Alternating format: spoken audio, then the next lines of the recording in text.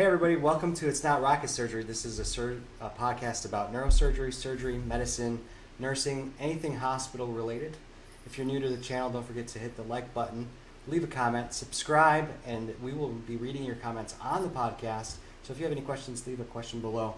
My name is Peter. I'm the host for today. I'm here with Dr. Bowers and Cielo. If you guys want to do a quick introduction with yourselves, and we'll kind of get started.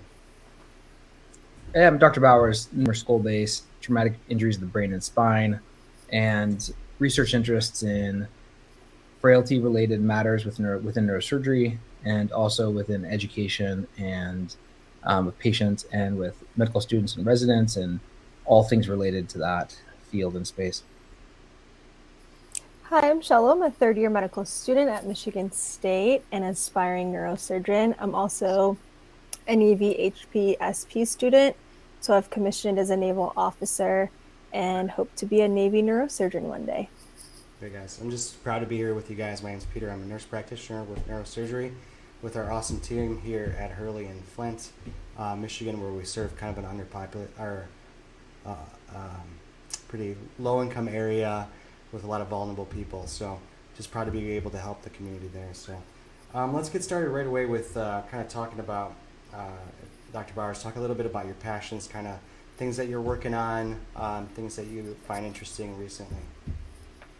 So first of all, I'm finishing my 8th year, so starting my 9th year practice, and I'm super interested in, as I said earlier, neuro-oncology. I'm the director of neurosurgical oncology, so brain tumors and skull-based lesions and anything related to oncological matter, so cancer and tumors of the brain and the skull base. Also, here at Hurley, we're very busy with trauma, so do a lot of traumatic brain and spine injuries and managing all those conditions. And we pretty much can cover the gambit of neurosurgery.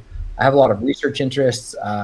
In particular, I've had a frailty and data science outcomes lab for my whole career essentially, and we've published about 100 papers in the last 3 years on predominantly frailty-related topics, but we also, especially in the last 2 years, I've really focused in on looking at how medical students match into competitive specialties and looking at how there's been what's called a publications arms race within that. Like when I applied in 2009, there was only on average like one publication, like 8 research experiences, and that has really ballooned and skyrocketed to 8 publications and like almost 30 something research experiences. And so there's been a really big shift, and it's not always for good high quality research, but it's for numbers. And so we came up with a arms race control score, which a bunch of other specialties, including neurosurgery, people have started to pick it up and apply it.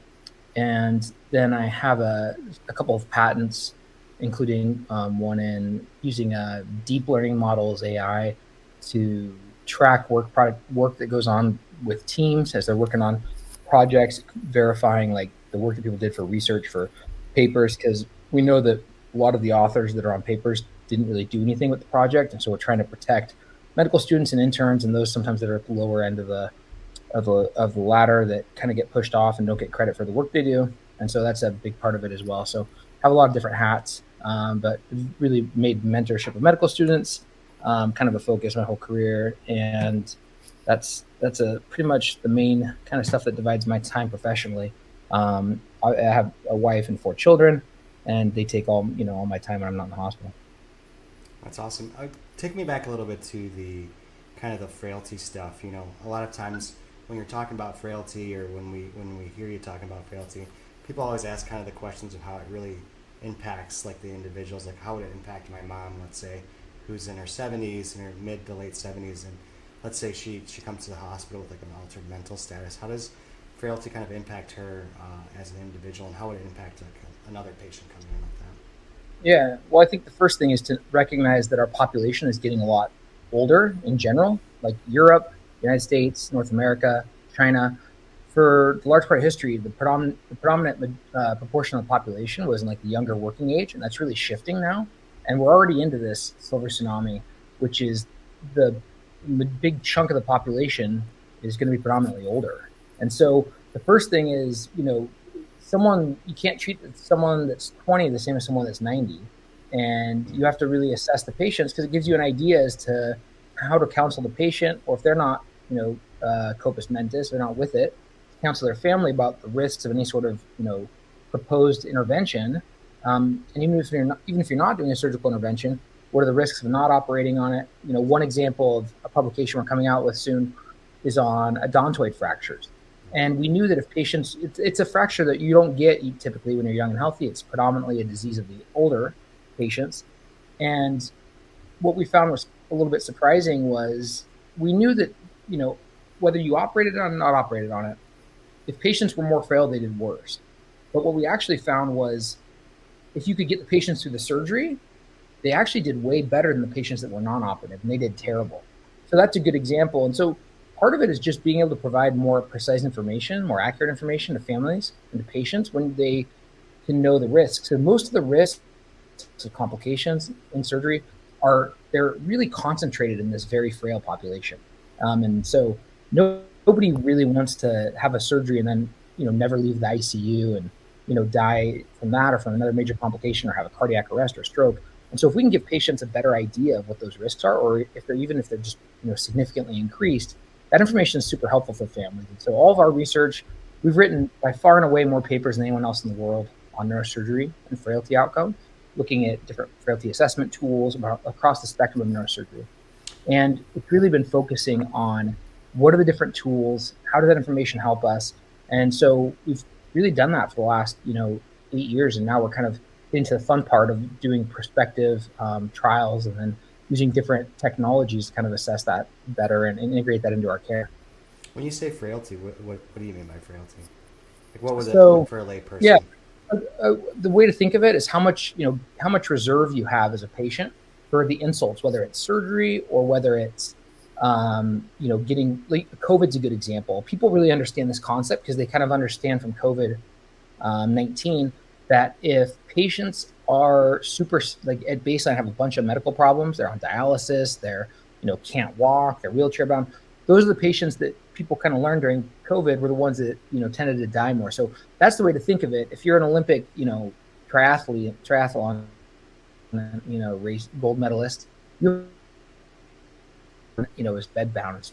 So it's really trying to measure that reserve for whether it's surgery or an injury, how people can recover from that.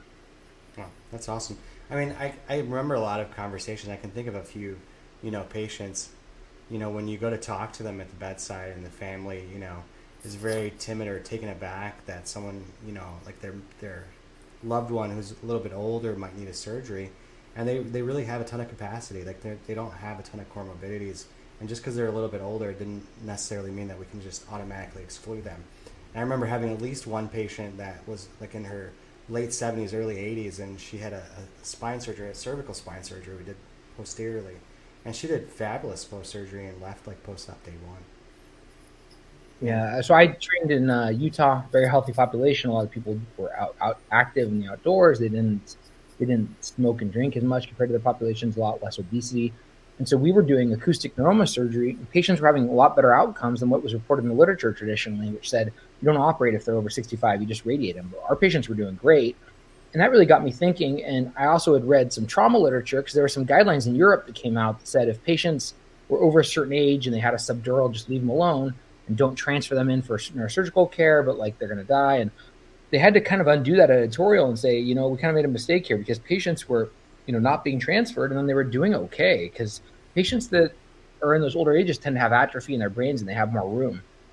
So those were two big events in the development where I became really fascinated, and I always looked at, studying clinical outcomes. But I think it's really, really important as a field that we understand what the risks are and the effectiveness of the proposed treatments we're, talking to patients about, because you can't accurately, consent somebody unless you can kind of describe the, the benefits of a proposed surgical intervention and the risks and the alternatives.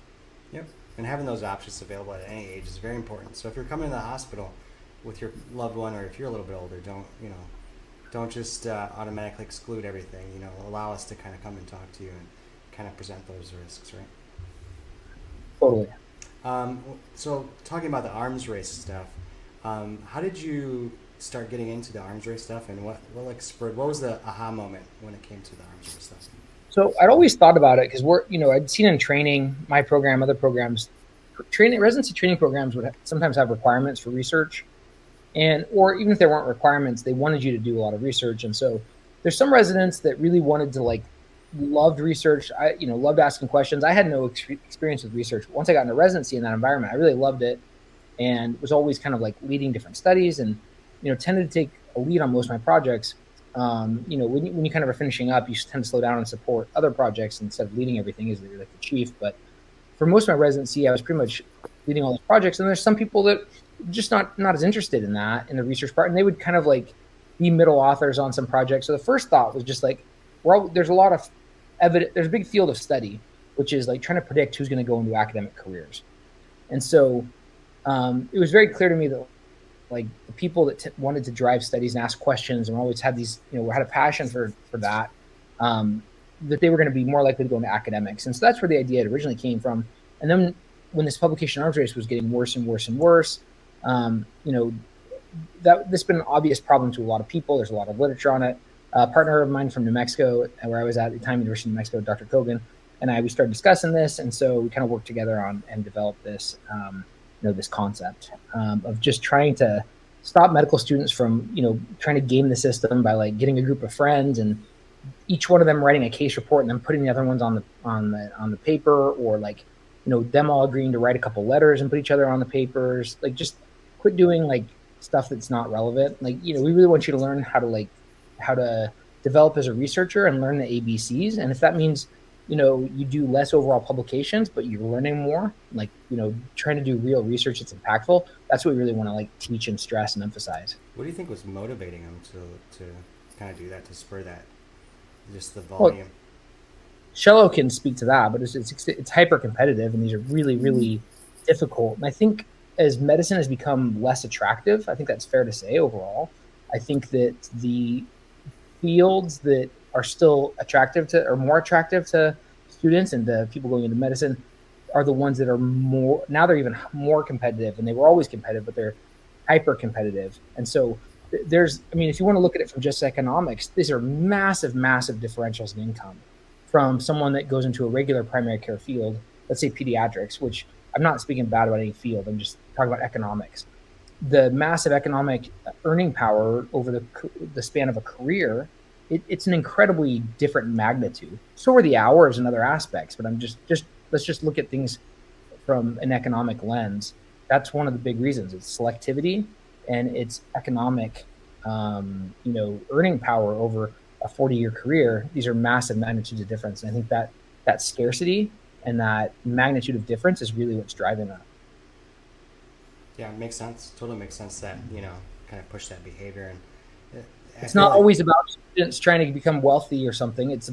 There's also massive student loans, which are incredibly expensive and difficult to pay off for a lot of students. You're talking people graduating with numbers that were insane to the generation before, $300,000, $400,000, $500,000 at really high interest rates. When I was a resident, like an intern finishing medical school, I remember my chief resident, 6, 7, 8 years ahead of me, who had loans at 2%, 3%, $100,000. My class was getting into 200, 250, 300 at 6, 7, 8%. I mean, these are just astronomical numbers that make it extremely difficult to pay off. Even if you're making what most Americans would, and what is by the numbers, a top 1% type salary, that interest compounds. You can spend years just paying off interest on these massive amounts of money. Yeah, it makes sense. There's a lot to lose there and a lot to gain. So, does it snowball? Do you feel like every year it's worse and worse? Almost like they're competing against each other. I'm sure if Cielo can tell us about her classmates and what they're facing as they graduate, but it's gotten extremely worse. And the big argument is people will compare us to Europe and the doctors don't make as much in Europe. Well, yeah, but they also have a free education for the most part from the beginning to the end. And if you want to give everyone in America or this group a free education, I think you can totally change the discussion on it. But until that time, there's massive, stress and concern over paying off student loans, I think we're the second or third class that when step one switched to pass fail, and I think that also plays a big role because historically step one was kind of like this cutoff score of you can go to the more competitive specialties if you scored higher or whatnot, But then when step one switched to pass fail, students and I think programs and institutions kind of struggling, like how do you differentiate when everybody just who moves on to third and fourth year past step one? And so then research becomes a way to kind of differentiate student productivity or that student capability or skills, I guess. So I think that's also driven my class to want to produce a lot of research and feel that pressure, at least for those. I know my friends who are going into ortho or plastics or neurosurgery, we all feel the pressure to really be productive research wise, starting at first year, knowing that the step one is pass fail and we really only have step two and research to make us stand out to programs. Yeah, and I should have said, like, I think the intention was to get rid of step one because there was concern about it not being fair in some capacity, whether there's biases or different reasons. But I really think it really hurt students because med school is 4 years long, but the last year you kind of have to have your mind made up about what you're doing because you have to be applying. You submit your application. The year starts in July for people that aren't familiar, and it goes from July to July. And you submit your application within 2 months of starting that fourth year, and you're kind of already down this road. So you do 2 years generally. The typical kind of traditional format is 2 years of book work, preclinical, and then you would take this step one exam. When you got out of that exam, you knew what you were competitive for and what was going to be a stretch and what really wasn't going to be very easily attainable. And it really helped guide your career choices as you went through third year, your clinical year, and you got to like kind of take a sampling and kind of try out all these different fields. Now you can say, hey, I want to be, this really competitive specialty to get into. I want to be that kind of doctor, whether it's plastic surgery, neurosurgery, derm, orthopedics, whatever it is. And you can have your whole entire, medical school, you've been setting that up, you get your rotations, and you get an average score on your step two. And there's a good chance it's not going to be possible because it can matter that much. And then the more competitive schools tend to give grades they give a higher percentage of honors. Some of these schools will give 60, 70, 80% honors. So they're kind of giving everybody A's, and their dean's letters will be a little bit limited in terms of what they actually give for information. It makes it, I read when I wrote this paper, letter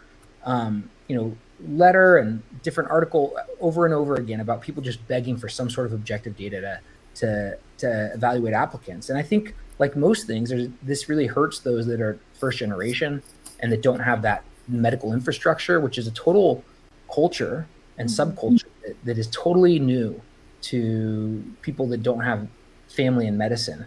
And I just think it did the opposite of its intent by most. And it's really it's made step one easy, but it's really made it easier, but it's made it difficult for people to pick a career path and to know where they're going to land in this sorting game. And I think it's probably led to this, mass class action lawsuit about monopoly and against the match process also, because it's become a really, really difficult thing to navigate.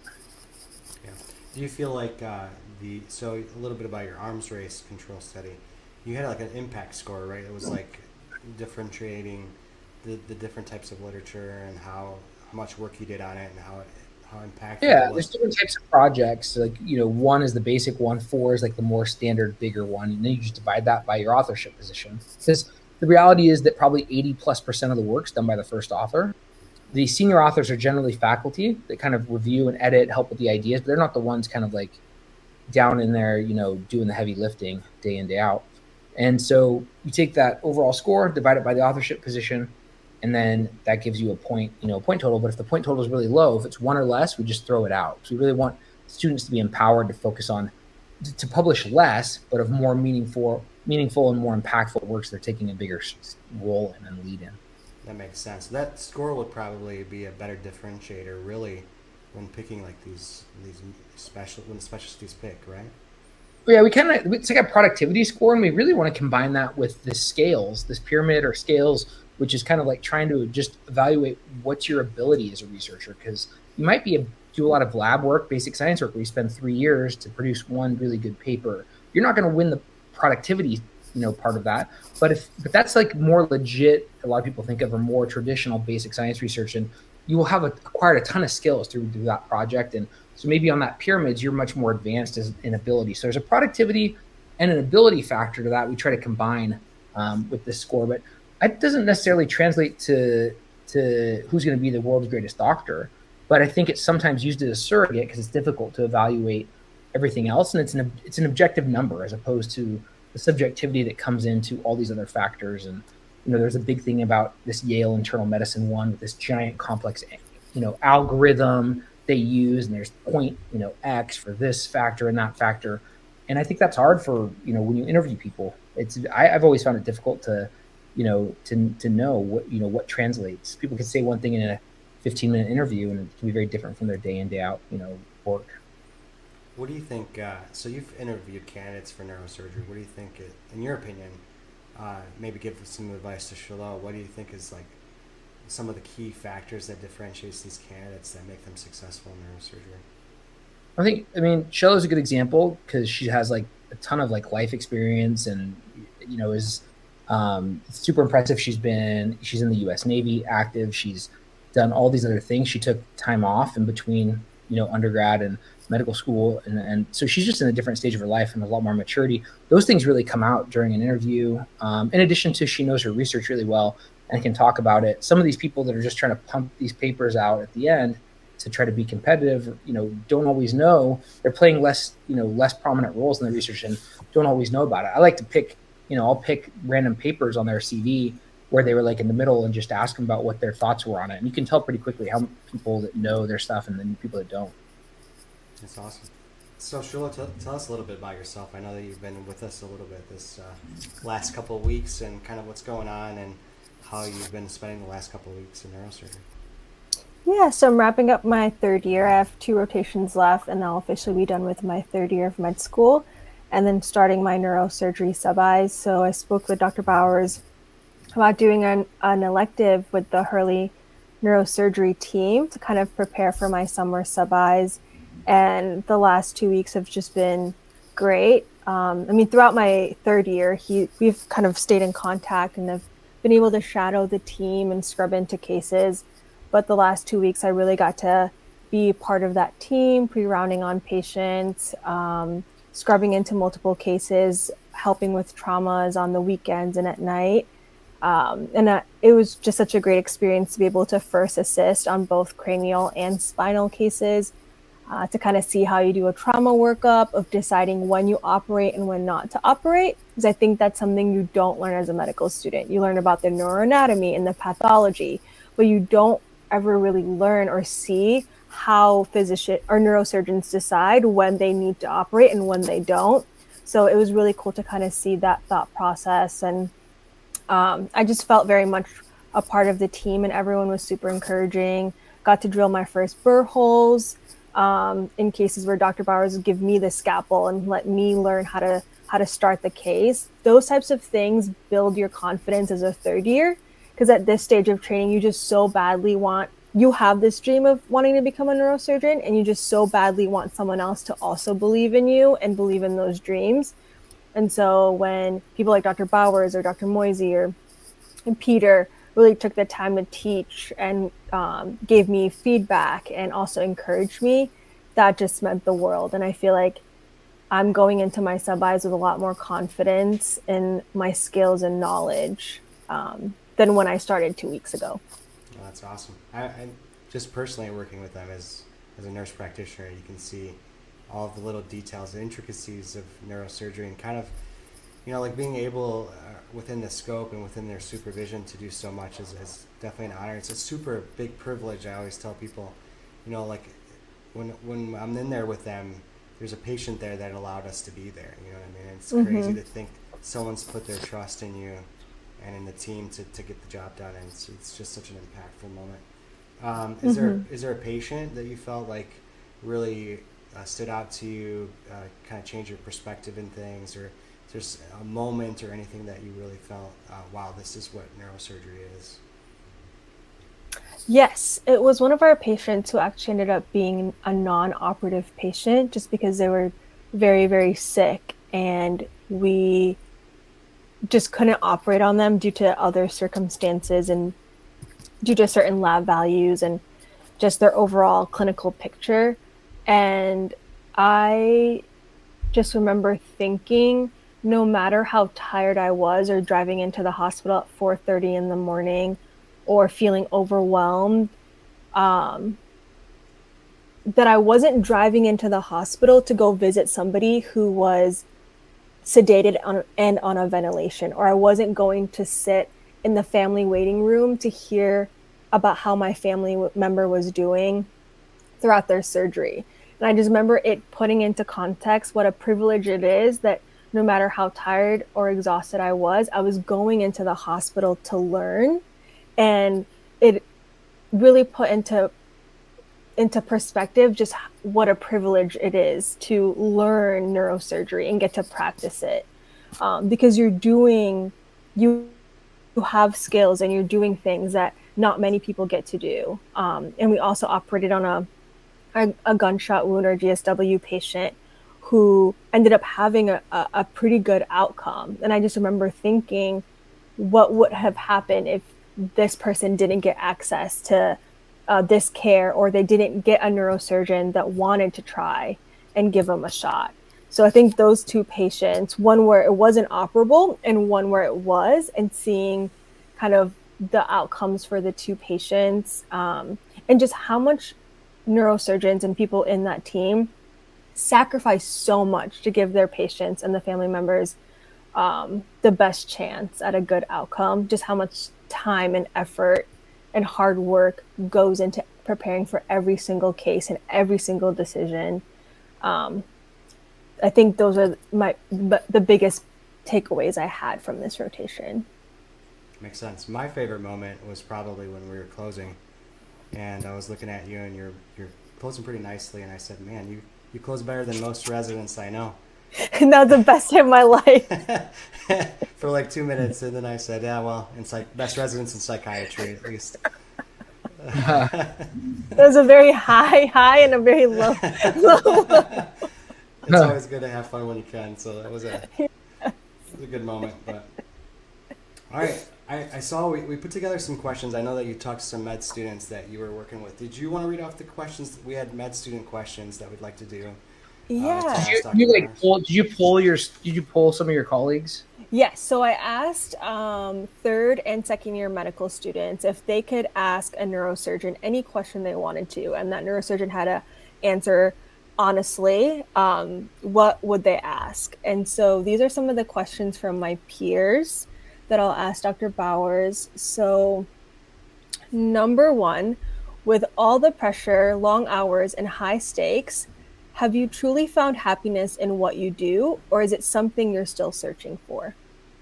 Yeah, good question. I mean, I remember when I finished my training fellowship and we'd moved and we were practicing. I remember taking this tumor out of someone who was like really affected by this brain tumor, and remember like taking this tumor out successfully and them doing really well. And it wasn't like the first case I did, but it was like in that first part, like probably that first like 6, months.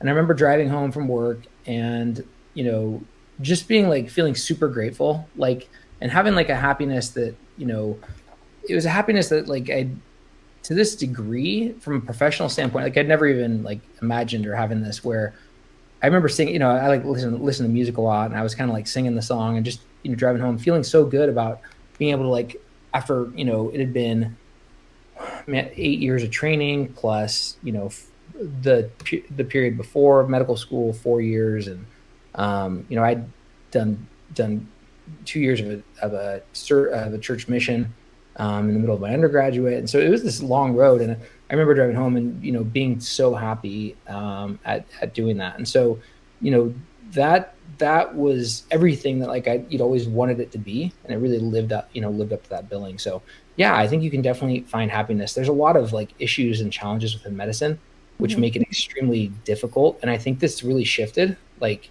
I'll just give you one example, just because it's relevant. One of the other surgeons in the country, who's a spine surgeon, had tweeted this out this weekend. I retweeted at them, thanking them for pointing it out, because it's nice, even more coming from a spine surgeon. But they said, the job market for surgeons doing cranial surgery is like, he was saying it's super tight, but the reality is like it's really poor. It's like almost non-existent. And so the fact they were highlighting that, made me kind of comment on that and how important it is that these cranial specialty fellowships and surgeons going into that and have to be able to really, really good at spine as well. because the majority of jobs you have to kind of like do everything, but there are,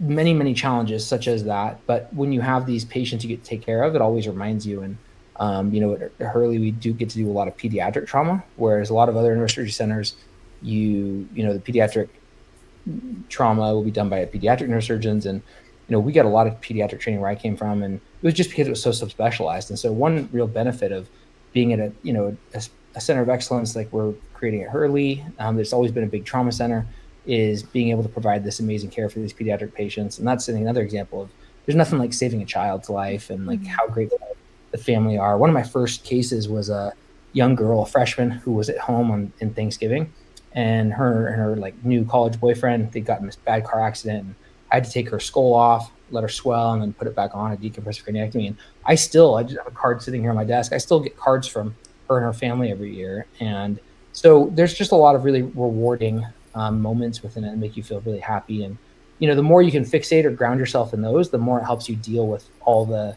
really, really like negative challenges and problems within a field that's totally full of problems and challenges within healthcare in general. From a third person perspective, kind of seeing residents and neurosurgeons kind of grow up, the saddest or the most miserable I've ever seen a neurosurgeon is a second year resident coming from like one of our worst trauma rotations. Just, they look miserable. And then the happiest I've seen them is when they're on their last month on their 7th year, when they're ready to go. They find a lot of happiness. When they're finishing up. Yeah, they find a lot of happiness in that moment. There's no one more confident than a graduating chief resident, and no one more scared than a brand new attending. So they enjoy that like dichotomy there at the end, the positive side of that.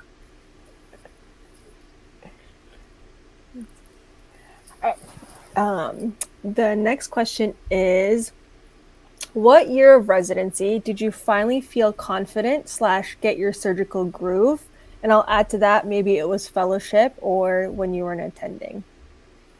Yeah, this really depends on you. It's a good question. It really depends on it depends on a lot of factors. One of the biggest ones is what's your training and 7-year residency. How is it set up? It's the traditional program was the first 2-3+ years of your residency were predominantly like not operating and really taking care of patients and like holding the pager, taking call. So with that model, you might do that and then go into like research for 1 to 2 years, and then you kind of come out and do like the vast majority of your operating in like the last 3 years.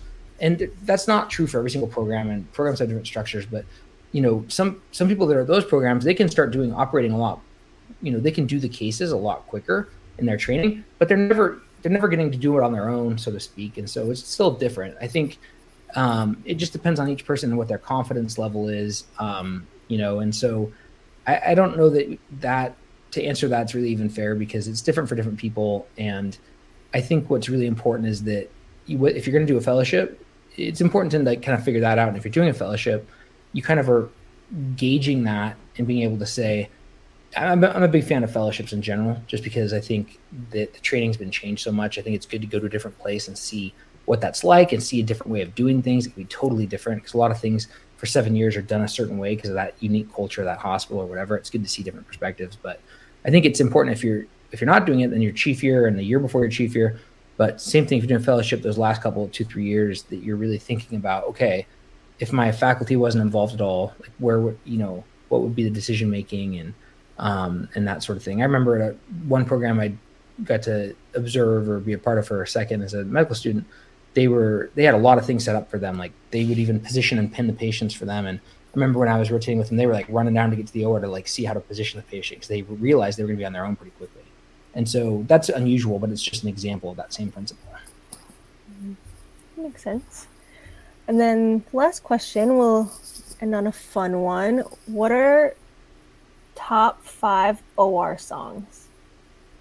Oh man, top 5 OR songs. I can kind of listen to anything. Probably the least I listen to is like country, but if there's like, sometimes we'll have a nurse that wants to listen to country, but I don't know if there's top 5 OR songs. I can have like playlists. I think what's important for me is that you're kind of some variability to it a little bit, so you can like mix it up a little bit. And for OR music, I like it to be music that you don't really think about a lot. So it kind of it's kind of same music you'd work out to necessarily, So, I like listening to music, when we're operating, just having something on kind of, for the mood and for everything else. But I also like it to be something that's like not something I have to pay attention to, if that makes sense.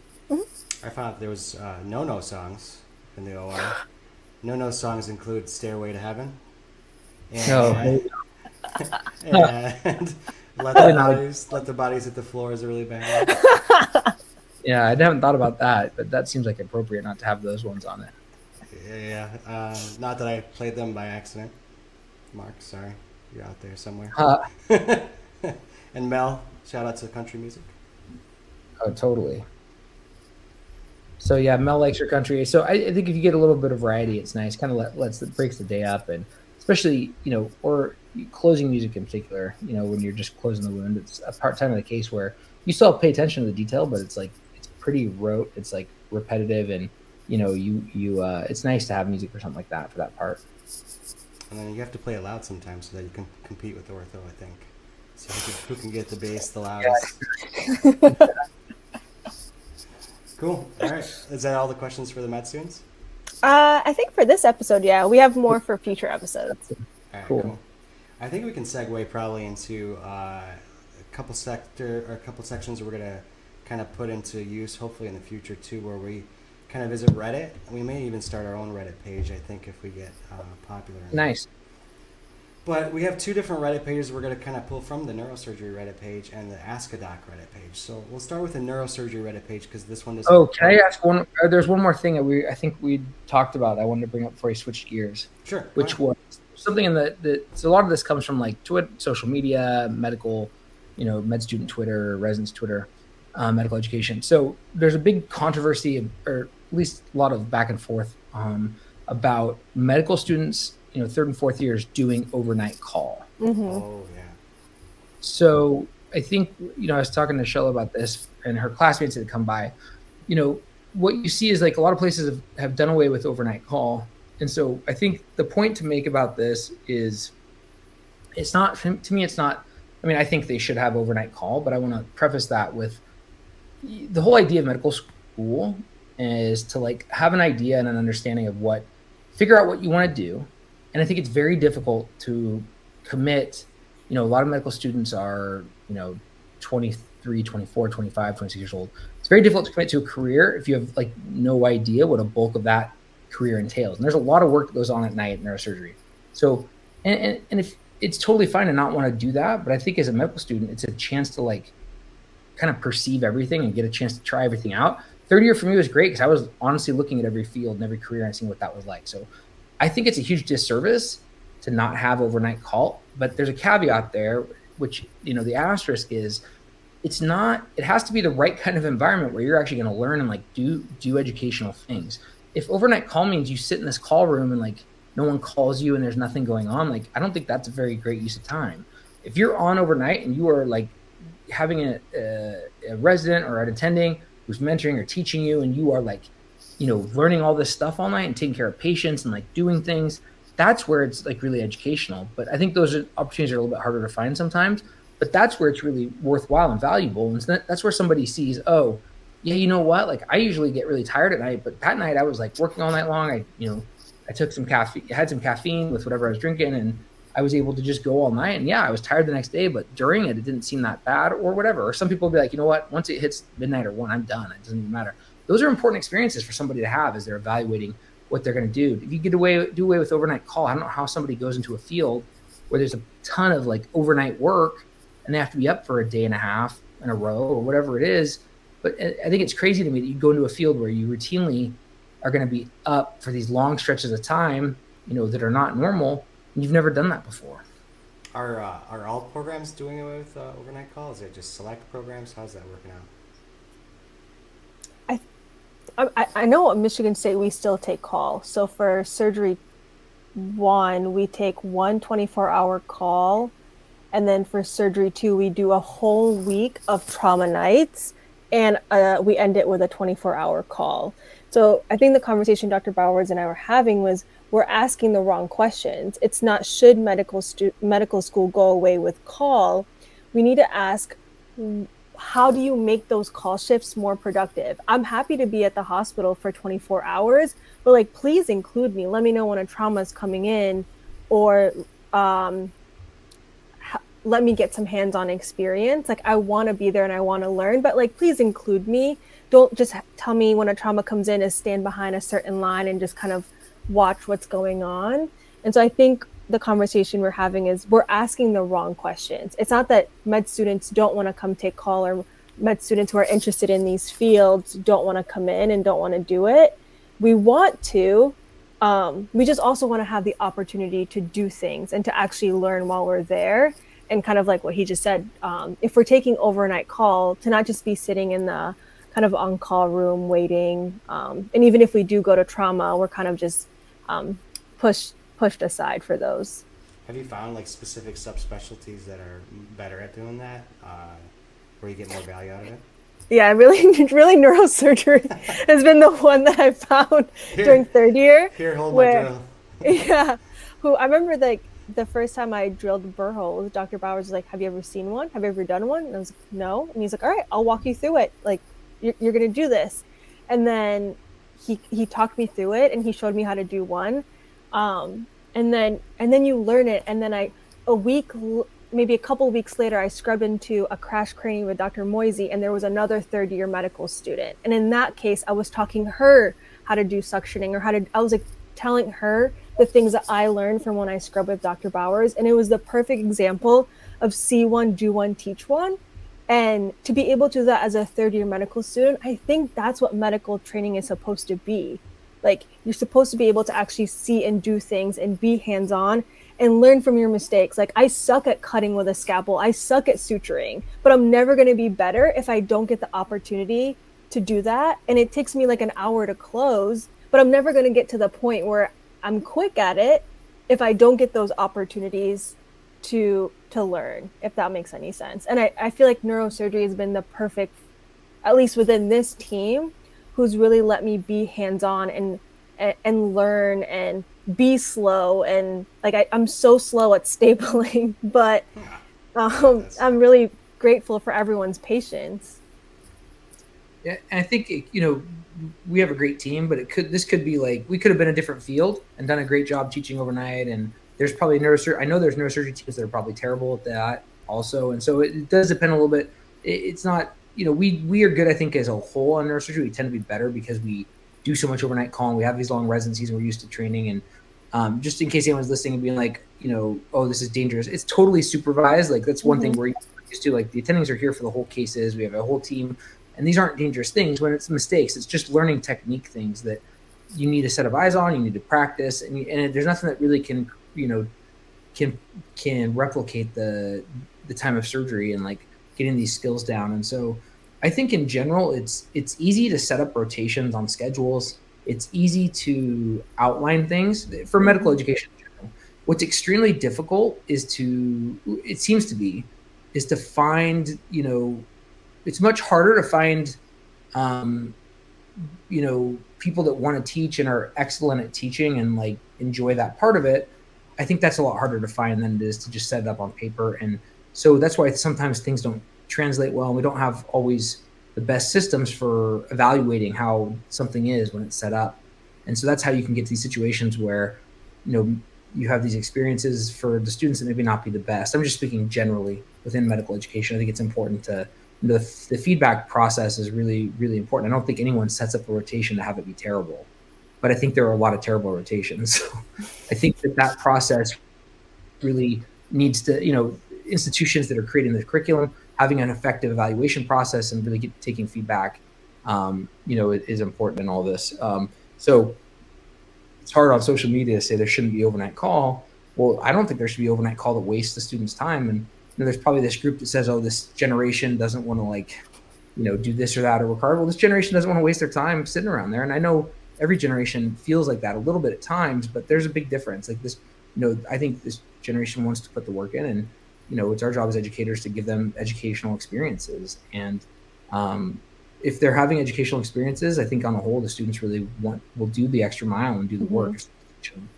So it sounds like you're calling all these, subspecialists that are, or just anyone who's really teaching Could be medicine. generalist, could be Yeah. ER, could be any place. You want to have your good teachers working with your students and your residents, and I think it's important to recognize that they're not all the same. That's With that and they're putting in space. sacrifice being there at 2 in the morning.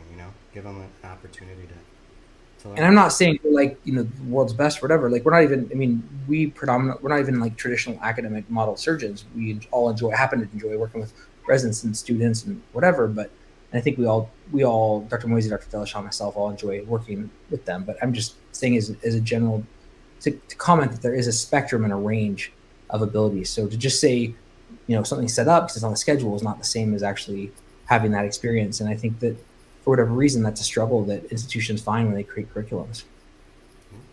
I'll give the example too that when I first set up this neurosurgery elective, the schedule was, I mean, most electives, and I have friends who are doing surgical electives at the same time who did Monday to Friday, 6 a.m. to 6 p.m. or whatever. But I actually wanted to come in earlier and stay later, and I came in on the weekends too because I wanted to learn more, and because I was being involved. So I think that's the perfect example of when you give med students these opportunities, like we're gonna take it, we're gonna be there, we're gonna show up to learn. So yeah, that's And the not, example. not all will be like cello. I mean, a lot of them won't, but that's okay. If they don't want to do neurosurgery, or maybe they're trying to figure it out and they decide that it's not for them, that's fine too. Mm-hmm. But I think it's important for those that are going into those fields to see what that's like and enjoy it and have the opportunity to kind of experience it. Otherwise, you get people, after all this work every year, there's people that imagine in neurosurgery or any field, and then really quickly find out it's not for them or they don't like it. I think a lot of that has to do with being underprepared and not really having a great idea of what it actually entails. Awesome. Cool. Or you're going to shift to your Is that your Is it time? Should we do? Yeah, I think that was the last point that we really wanted to discuss because there's some chatter on it on social media recently. Oh, cool. All right, so let's get into Reddit and kind of like a story time almost. We're going to read some questions. We'll start with the neurosurgery Reddit questions. These ones are going to be no disclaimer required. They're just really kind of tying in some questions that people are putting, students, residents, mainly students, that are putting on the neurosurgery Reddit. So if you're on neurosurgery Reddit, we will read your Reddits and we'll answer them. All right, so there's no hiding anymore. So so let's start with Hazel Smile. She wrote a Reddit post. She titled it "Starting Residency Late." She writes, "Hello, I would like to see your opinion about starting neurosurgery residency with 28 to 30 years old," is what she wrote, but I think she was trying to say she was 28 to 30. "Do you think is it too late? Do you think it can still bring chances to grow in the field and be competent? And if you know about someone or you have done this, I'd be happy to hear your experience." I think we kind of, us three had talked about this earlier briefly, but essentially, like, I think that's around the same age Shello is, and I think a lot of people don't always start college at 18, 4 years college, start med school at 22, and then, and if you go all the way through, you're going to be, 26 when you start it. So she's actually not, behind really. I mean, maybe 1 or 2 years, but there's a lot of people that take a year or two for a bunch of reasons. So I think even if they were older and they were 34, 35, I mean, it's a 7 years, residency, let's say 8 if you're gonna do a fellowship. But if you're gonna practice, I know a lot of people that are, over 65 practicing. So if you do the math, how many years do you need to say it was worth it? I think you get one shot at life. If you're cognizant of it and aware and you're making a decision, like, do what you love as much as you can. When you have families, there's always factors. One thing about neurosurgery, compare it to orthopedic surgery. There's a lot less like jobs and just overall numbers for neurosurgery. And so there's that part of it too. Like, you may not have 100 jobs in whatever city or town you want to live in. There may not be any jobs in a city or town you want to live in. So all those things matter and factor in. But I think if I'm assuming from the question, they love neurosurgery, they're just worried about the timing of it. From their age, they're totally fine. And I think, I'd even go another decade or more. Like, you get one shot at life. If you want to do neurosurgery, go do it. Like, because a lot of times if you want to do that, you're not going to be super happy with the alternatives, in that sense. Yeah, I had a teacher when I started my NP program that gave me a really good piece of advice. She had become or started her NP program at 55 years old, and she was asking her dad if she should do it. You know, nurses make decent money, and she was telling her dad, well, it would take me another 3 years to get my master's and maybe another 2 years to get my doctorate in a nurse practitioner. Should I do it? It could take anywhere from 3 to 5 years. And her dad said to her, well, whether you do it or not, in 5 years from now, you'll be 5 years older. Mm-hmm. Yeah, so exactly. Just do it, so. Cool. Totally. Cool. All right, next question comes from Agile Chemistry. Did you have any thoughts on that, Cielo? Did you thought about that at all? Yeah. Were you you could do like a 2-year, whatever the shortest 3-year residency and be done at 31. Are you 28? Have you done 31 or? Yeah, so I'm 30. I started medical school at 28, and I don't think it's had any negative impact or negative experience at all. I think, if anything, those years between where I looked into different careers, I did research, I took law classes, I looked into public health to really figure out if I wanted to do medicine. And I also shadowed a bunch of different types of physicians. And so when I got into medical school, I kind of also knew that I was really interested in neurosurgery. So I don't think that starting medical school or starting your training puts you back. I think those life experiences help you. And I know for me, being a bit older, I just had this laser focus once I got into school that helped me to get honors after my second year, helped me to get into research starting at first year. And I kind of just knew who I was and like what I wanted starting in medical school. And so I don't think that being older, starting your training is a hindrance at all. I think if anything, you know who you are and you may know what you want to do. And then there's just other like personal life aspects of it. You're more confident in who you are, and you know more about what it is that you want in life. And sometimes that also means like your personal life is a lot more stable. You have a long-term partner, you're married or you're engaged. So that also plays into it. So I would encourage that person, if that neurosurgery is their passion, I would say go for it. I'm not going to start residency until I'm 31, almost 32. And I don't think about it at all. Mm-hmm. Cool. Awesome. All right. Next question is coming from still on the neurosurgery Reddit, Agile Chemistry 4167. Agile Chemistry. I wonder what like latent chemistry is like. I don't want to think about chemistry. Yeah. Anyway. Her title is Neurosurgery plus Work-Life Balance. So she writes, hey everyone, I am a pre-med student that is interested in neurosurgery. Obviously my feelings might change when I get into medical school, but I love surgery and I love neuroscience, so this is a pathway I really do want to take. While I'm sure residency is brutal, I'm more worried about life after residency. I want to be a mom, and once I have kids, I want to be there to raise them until they're in preschool. So her question is it possible to take 2 years off practice or transition to working part-time only on weekends in this field?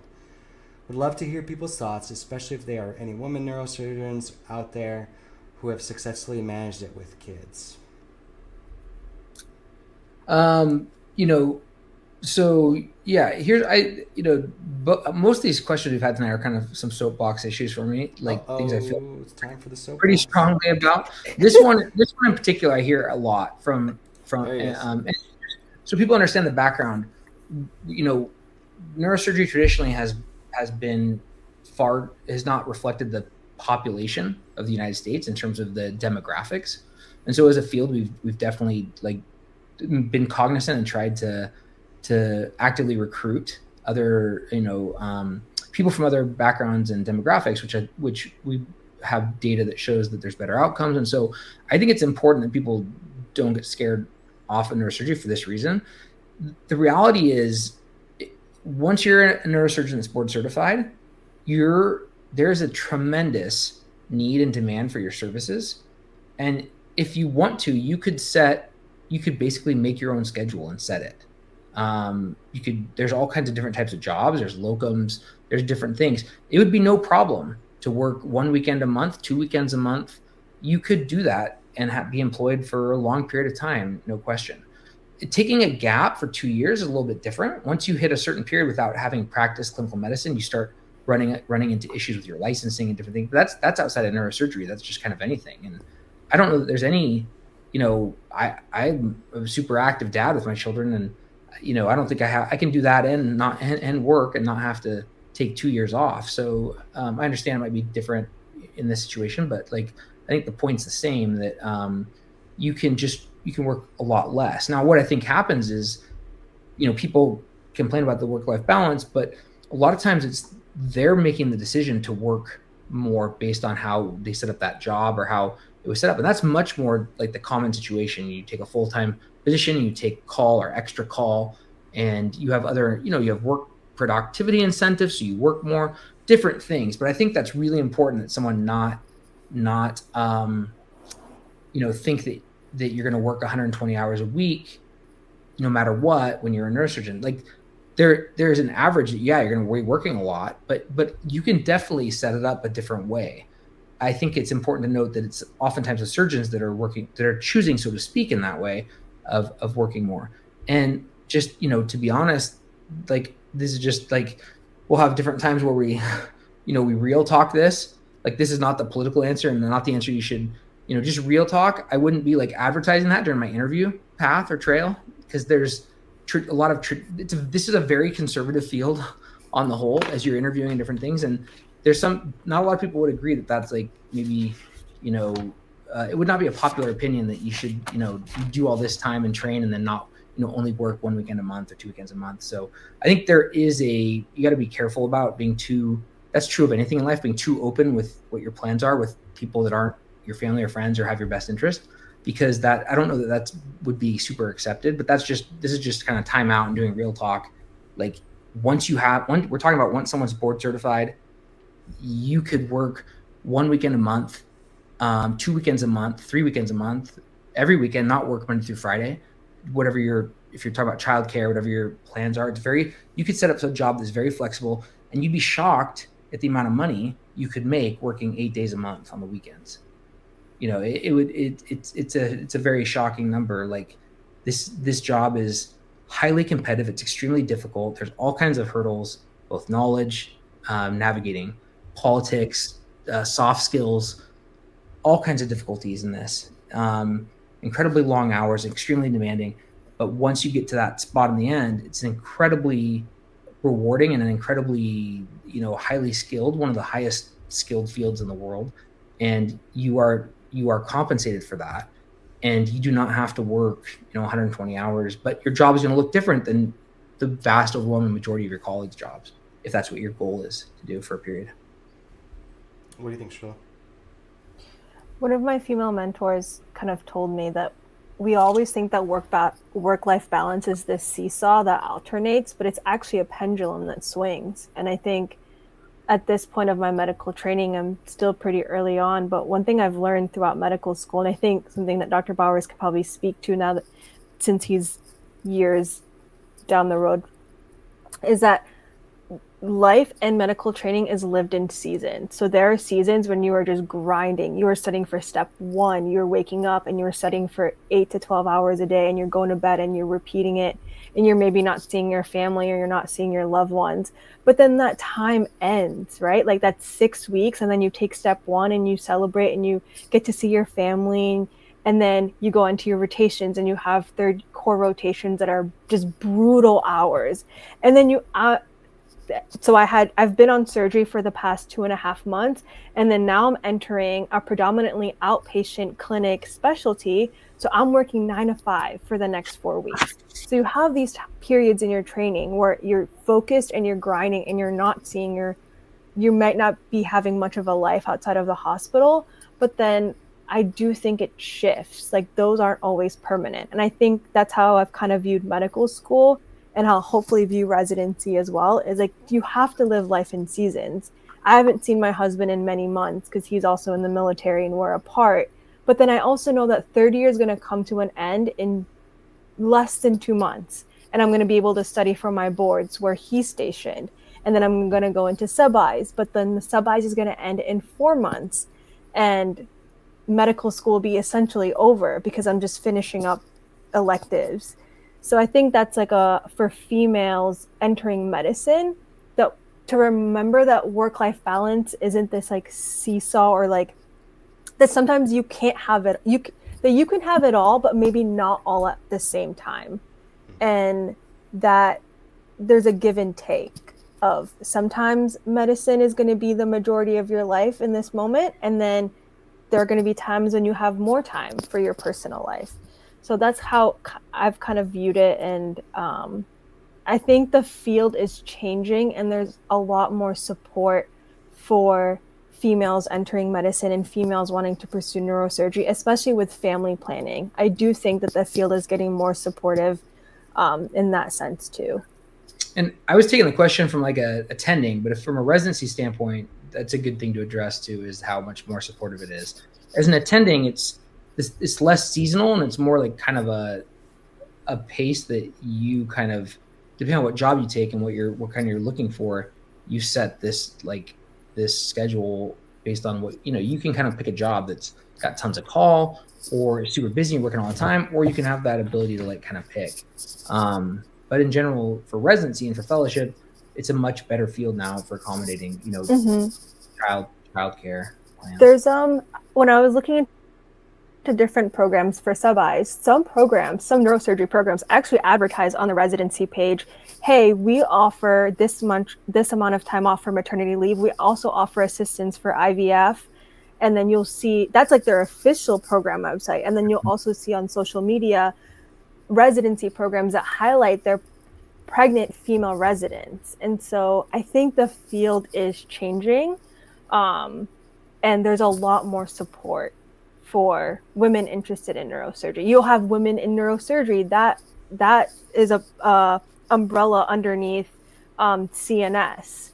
And so there's also, they're highlighting a lot of female neurosurgeons who are also wives and moms. And so, I wouldn't let that kind of deter you from, if you want to be a wife and a mom, or you want to have kids or whatever. I don't think that should deter you from entering this field. Wife and mom should be like anything else. If you're trying, the specific question in the beginning of like one weekend, like taking 2 years off or one weekend a month, like the 2 years off is tricky. You have to look at like state licensing and everything else. The 1 weekend a month is actually doable, or 2 weekends a month. It really depends. But the days that you can definitely, being a wife and mother is totally routine in neurosurgery, honestly. I mean, this year's match, we're getting up to just almost 30% of the matched, residents are female. And that's, not what it always has been. It's like kind of it's shifting back, and we're getting better about that. And so I think that's important to distinguish. Just looking through, when I was reading through the Reddits, there's a lot of stigma around the workload that neurosurgeons take, kind of seeing it from an outsider's perspective. That's kind of an ongoing topic that you kind of, for every like post, there's like equal amount of posts of work-life balance in neurosurgery. So the stigma's out there, and I'm glad we were able to kind of talk about it a little bit. Can I just share an anecdotal piece too?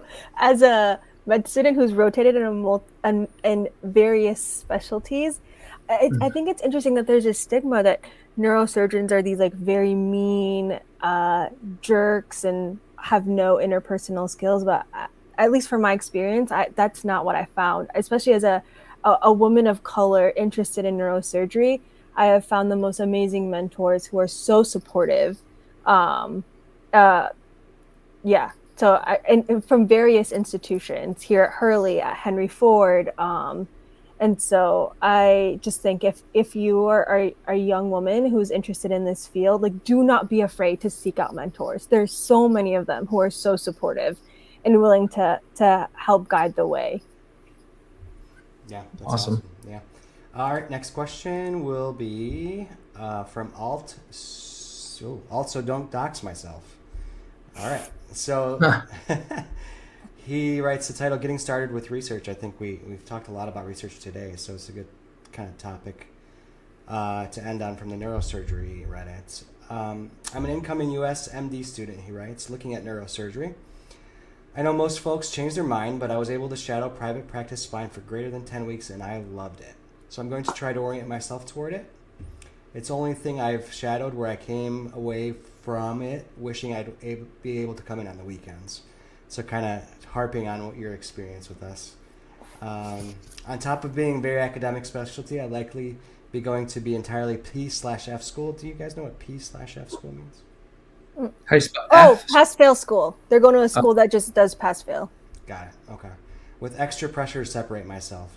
My concern is that as an undergrad, I only did wet lab research, and much of the neuroscience I learned was behavioral. I know very little about stats or how to write a paper. At this juncture, I lack the knowledge base to be useful to a PI, and I want a few pointers on how to get started, i.e. background literature and how I can develop helpful research skill set. I don't even know how you'd start with retrospective chart review or meta-analysis. What are some good resources to get started? Broad strokes are fine. I just need somewhere to devote my efforts for now. I know that reaching out as an M1, the assumption will be that I'm mostly useless, but I'd like to make a good impression and start off strong. This guy sounds like me right now. It's kind of you want to answer it first, Charlotte, or your experience, med student, from an attending standpoint. Yeah, I think that's a totally normal feeling. And as an M1, we really don't have much to offer our PIs. And I think they know that and they acknowledge that. And that's why they are PIs working with med students and residents, is they enjoy teaching and mentorship. And they some of the best PIs that I've met, they find that balance between walking you through how to do things and then also telling you like, hey, go figure this out, or like, hey, you can do this. And so there's really minimal expectations of what you need to know or the skills that you have when you go into research. They just want to see that you're going to work hard and meet deadlines and be organized.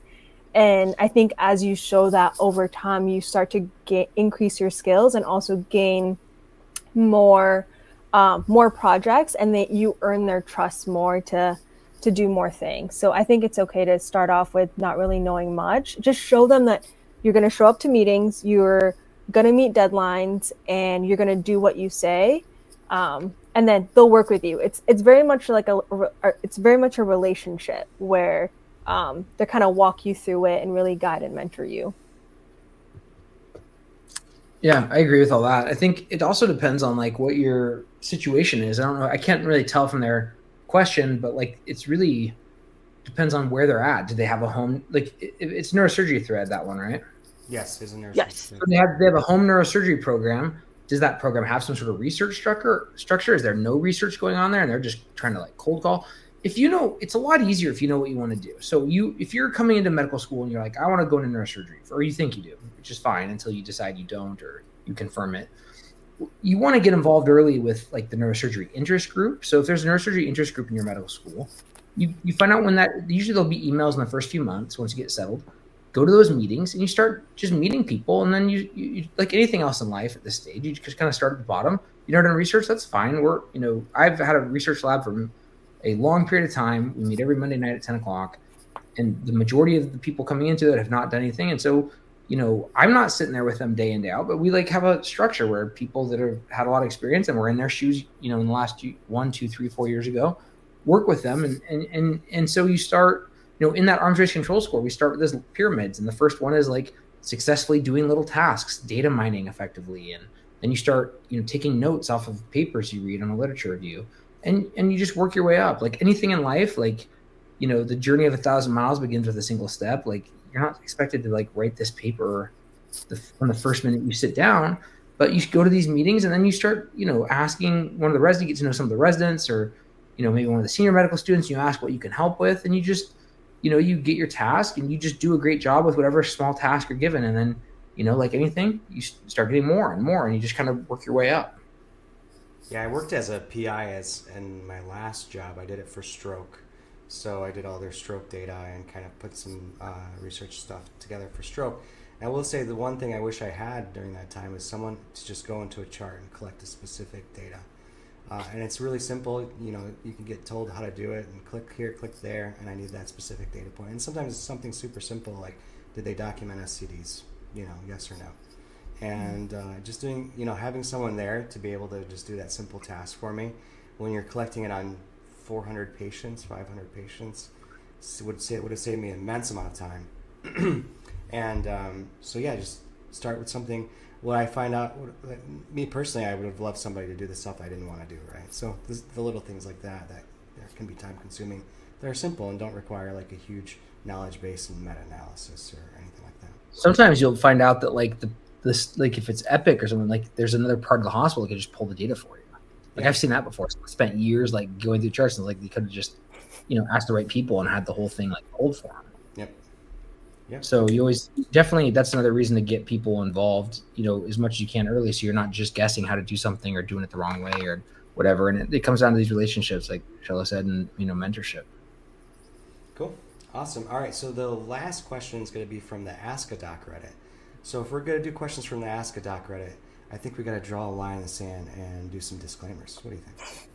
Yes, I'm glad you brought that up, Peter. So this podcast is for educational, informational purposes only and does not constitute medical advice. While we discuss medical topics, professional development, and personal experiences within medical training, nothing said in this podcast should be construed as a substitute professional medical advice, diagnosis, or treatment. Always seek the advice of your physician or other qualified healthcare provider with any questions you may have regarding a medical condition or mental health concern. Never disregard professional medical advice or delay in seeking it because of something you've heard on this podcast. The views expressed are those of the individual speakers and not represent the views of their employers, institutions, or professional societies. And I've been in neurosurgery for a very long time. 8 years as an attending are now done, and another 8 in training. And then even before that as a medical student around it all the time. So I might be speaking first person and sharing stories that I personally wasn't from me, but it sounds like it was for the sake of the podcast, but was a friend or everything else. We'll never just make up random, confabulation, but it doesn't necessarily mean it was, me yesterday or at my current job. It's really drawing from a wealth of experiences and also protecting, HIPAA. We'll never disclose any HIPAA related matters on here for that reason, with that. Cool. And all of our patients that we currently are working with, we have signed, HIPAA disclosures just routinely. And I've done that my entire career in case we want to use up something, but there's no real reason to most of the time. And so we don't. Yep. And it's important to note that any questions we answer here, we're just really doing it to kind of have fun with it and for some educational purpose. So all that being said, I did not clip this guy's name. I'm sorry, random person on Reddit, but you get no kudos for this one. Maybe that's a good thing. So no takesies backsies. No takesies backsies. All right, here we are. So his title is, when is a lack of sleep an emergency? I think if you ask me, it's all the time, 7 hours a day, every day. But he writes, and I don't know how true this is because this is a wild one. I haven't slept in 4 days now. Not even a winky poo, he says. Not even a winky poo. I don't know the objective standard of winky poo. Winky pookus, staticus. I think 10 minutes, 15 minutes. I think we can assign that objective standard. And don't feel tired, he says. I've been trying to get into to see a sleep specialist, but it's not going to be for at least 8 months. I've noticed no effects, none whatsoever, with 4 days of no sleep, he says. And well, they may not have noticed the effects. Other people have noticed the effects. But I'm not sure if it will get to the point. But this is not usual for me, but also not really fighting it, you feel? Like they're just going with the flow. They're like, 4 days, no problem. We're just chilling. And then he writes the question. Here's the question. All right. I'm just wondering, at what point is lack of sleep bad for you? I think we've crossed that threshold long ago. Right?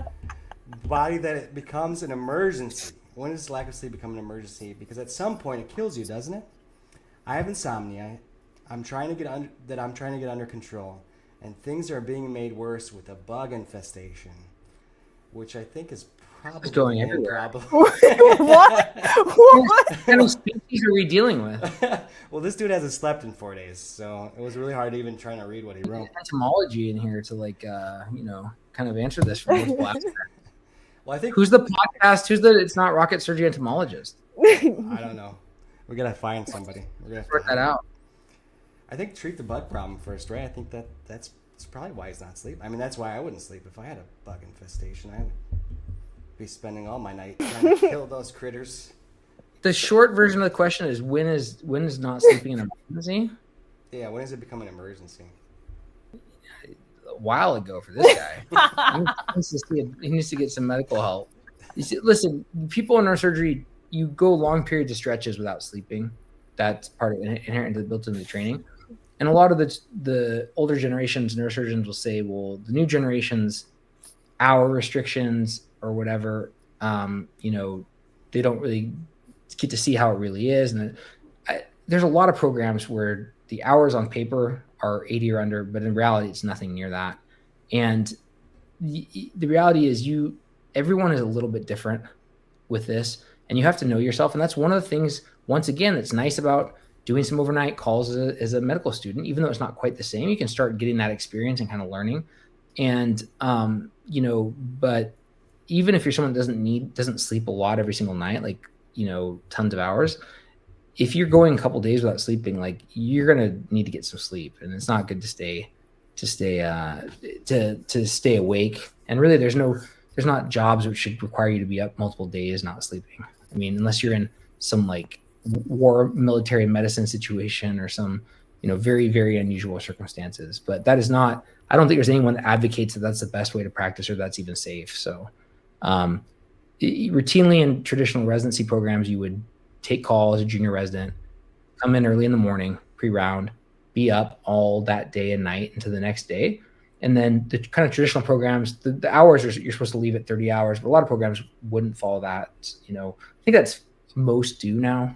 It's not, there's a lot more support with APPs and everything, but it was pretty routinely for a lot of us in a previous generation to be up, get up at 5 a.m, intern year, second year, whatever, go to through that day and night into the next day, stay and operate, and then go home at the end of that next day. And even those of us who maybe get a few hours of sleep, a handful of hours of sleep at night or, whatever, can do okay with that. Like it's not being up for essentially 2 days that's a lot. 4 is crazy. I've never heard of that with zero sleep. That's wild. You start learning about the effectiveness of power napping too during these shifts. And if you can get, there's a huge difference when I was in training, if I get 1 or 2 versus 0 is night and day, too. So gotta get a couple of winky boos in there, Winky boo. Absolutely. And to what Dr. Bowers was mentioning about military medicine, I was actually talking to a friend of mine who's a special operations medic. So they're deploying with Navy SEALs, Army Rangers. So they're doing some of the most dangerous missions as the medic. And they were telling me that even in special ops, like they have sleep specialists. So they learn how do you handle it when you're not able to get sleep? Like how do you find time to get rest? And how do you optimize sleep if you might only get 30 minutes or an hour here or there? So even in those like really, really extreme conditions, they still prioritize sleep. So I think even in the most dangerous occupations, sleep is still very important. Yeah, I think this guy passed the right. Go to the ER and get some meds. And get some melatonin, some magnesium, and cherry tart juice, and you're good. Get some winky poo for the whole night. That's what you need. And who knows? Maybe they're hallucinating. Maybe they don't have a bug problem. I was just saying, do we know if these are tactile? So those kind of things start happening. You hallucinate. I mean, what's the longest? Have you ever had a patient that was sleep deprived and had a medical emergency? That's something we see predominantly in neurosurgery, is that someone coming in with days without sleeping. That's not something I've typically ran into. I've seen it in my psych rotation to someone who maybe has like mania where they don't sleep for days. Yeah. Well, you're beyond the point, so go get some sleep. All right. I think that is all I have. Any fun stuff you guys want to touch base on or kind of roll through? Any parting words? Shellow's out of here, so we'll have to, get the list of questions going forward from when she's busy with her other stuff, and we'll keep tackling them for students. For sure. And I'm on a chill rotation. So. Good. Yeah, keep harassing your colleagues for questions that we can answer for them, because for sure, it's rare. I always say that's rare to get to know a neurosurgeon. I mean, how many are there in the country? Somewhere between 2,000 and 5,000, something like that, Dr. Bowers? Yeah, I mean, there's total for neurosurgery, it's a very small number, right? For like residents in the United States, for every field, there's a lot, but for neurosurgery, we match. It's less than a couple hundred a year. I don't know what the final number is most recently, but how many total attendings are in the U.S. right now, do you think? So like 4,000, give or take. That's a Yes. guess. Yeah, 4,000. Yeah. So out of 4,000 neurosurgeons serving a population of 350 million plus, right? Yeah. It's pretty wild to say that. As the population is older, you're getting a lot more subdurals. People are on blood thinners, living longer, falling, and you're getting all the ramifications. So having access to a neurosurgeon to be able to ask them these kind of questions is it's rare, and it's truly an honor and a privilege. So that would conclude our inaugural episode number 1. There you go, in the books. So thanks, guys. We should do a quick what would be like a photo op that will be our thumbnail for YouTube. I think that'd be a good idea. So do a big smile or glad I dressed up in my suit. I should put the guy drawing the sand and Exactly. and the soapbox Bowers up there. Exactly. Love it. All right, big smiles. All right, we'll clip that. We'll use it as our thumbnail. So cool. Everybody who's watching, thank you for watching. It's Not Rocket Surgery. Don't forget to subscribe to the channel, leave a comment. Again, we'll read your comments. We will divert ourselves away from Reddit. No big deal. It's not like it's rocket surgery. It's not. It's not tip of the pinky surgery, but it's not rocket surgery. The pinkies, I like it. Bowers is an icon. Bowers is number 1. That's very true. So we'll get. Hey guys, have a great night. We'll see you on the next episode. Thanks. See you soon.